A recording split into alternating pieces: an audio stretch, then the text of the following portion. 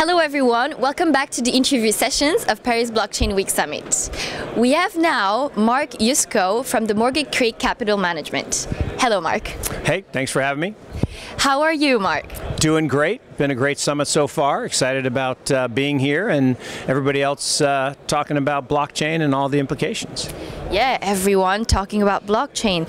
So, how do you find the ecosystem, the community of blockchain here in France, since you came in France and you've attended the morning sessions? Yeah, so I think my biggest takeaway was the surprise yesterday. I went to the Ministry of Economics and Finance and packed house talking about the new regulations. So that was a nice intro for me. And then today has been amazing. You know, 1,500 people, lots of sessions, lots of energy.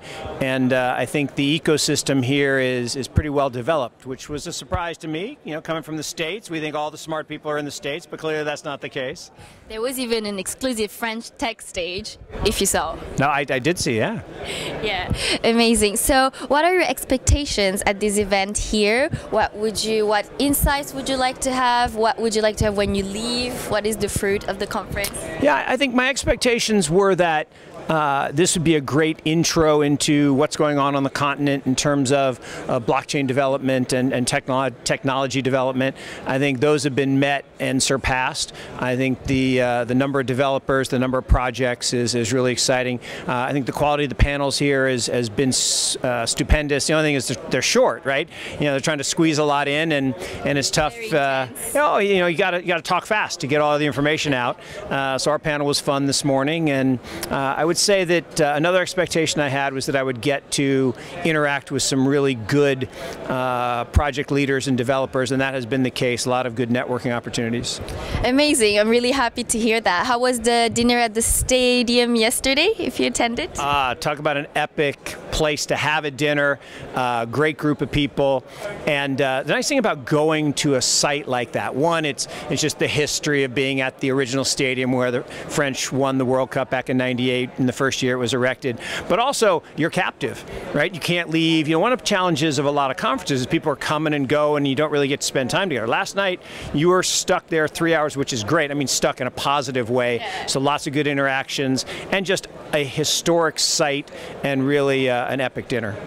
Amazing. I'm really happy to hear it went well. So now I would like to ask a bit more personal questions about you. So I know that you had this transition from the hedge fund environment, right, and now you're in the world of crypto. Yep. So could you explain a little bit about this transition? Could you explain to us a bit about your story? Yeah, you know, it's interesting. I have this habit, I guess, of hanging out with the bad people, and what I mean by that is back in the '90s when I took hedge funds to our boards, both at University of Notre Dame and at North Carolina, they both looked at me like, no, we can't invest there. That's where all the bad people are. And why did they have that perception? Well, hedge funds charge high fees and they weren't liquid and they locked up your capital, and people were afraid because it was an alternative investment. And I always say alternative to what? There's only 4 investments: stocks, bonds, currencies, commodities.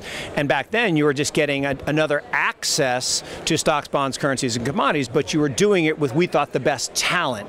And I believe you should follow the talent. So fast forward to today at Morgan Creek, we've taken a turn and created something called Morgan Creek Digital to focus on this transition from the analog age to the digital age. And again, people are saying, well, why are you hanging out with all the bad people?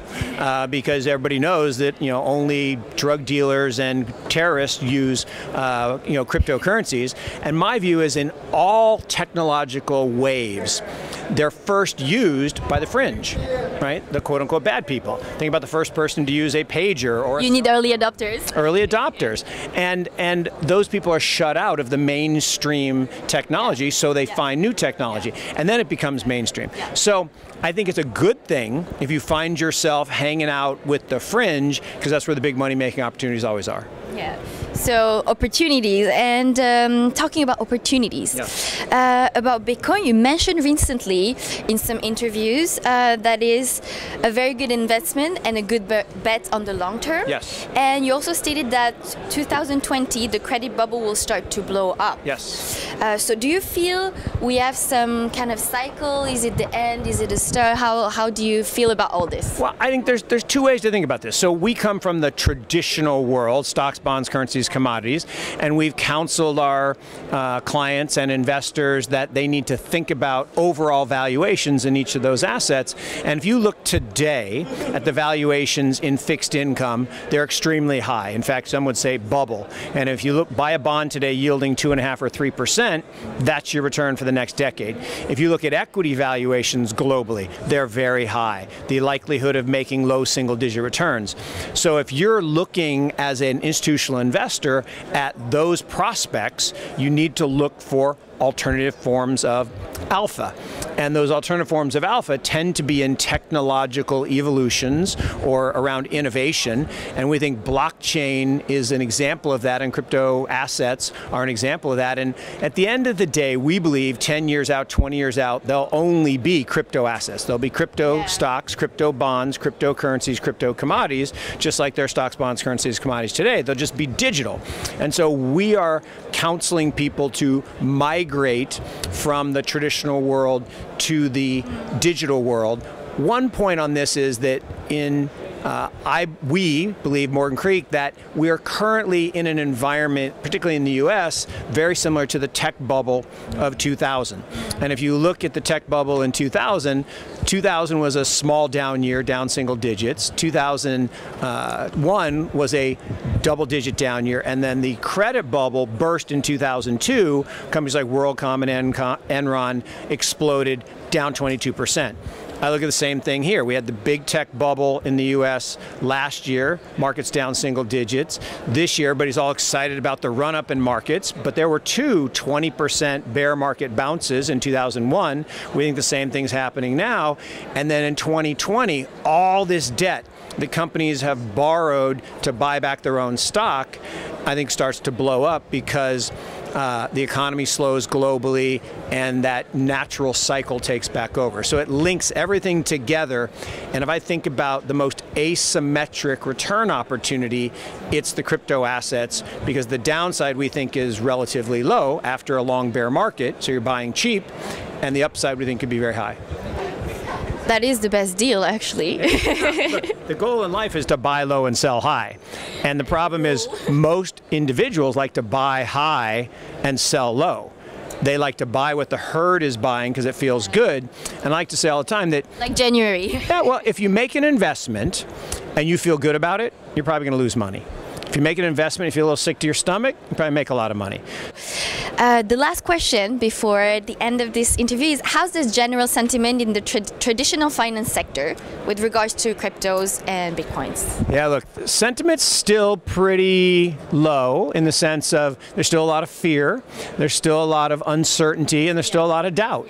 And that's because the big leaders in the traditional world are spreading those, feelings of fear, uncertainty, and doubt. And whether it's, bank presidents or people like Mr. Buffett who say that you should stay away, or central banks, Bank of International Settlements, and that's natural. You should never ask an incumbent what they think about new technology. It's like asking Ms. Candlestick Maker, what do you think about this wonderful glowing orb that Mr. Edison has created? And she wouldn't be very happy about that.